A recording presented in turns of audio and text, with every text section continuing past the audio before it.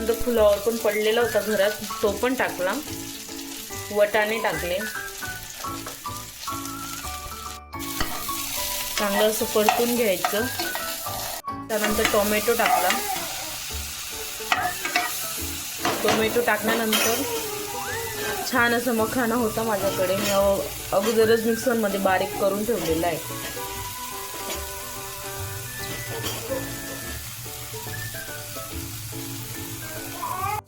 थोडीशी हळद टाकली. मिक्स करून घेतलं. जी धुतलेली डाळ होती ती टाकली इथं. थोडीशी कोथिंबीर टाकली आणि टाकून द्यायचं.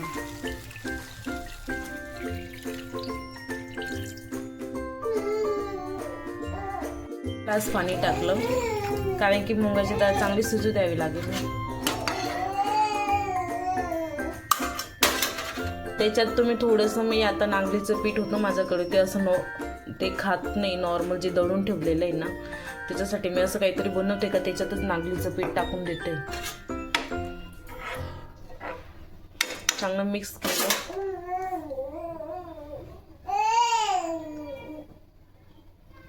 टाकलं. मी देते, कोणी कोणी म्हणतं की नमक देत नाही, पण मी देते तिला. त्याच्यानंतर मी झाकण झाकून घेतलं.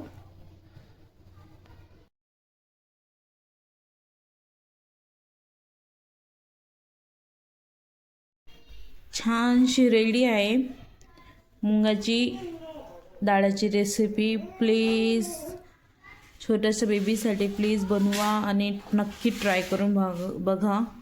खूप छान लागते. आवडलं असेल तर नक्की ट्राय करा.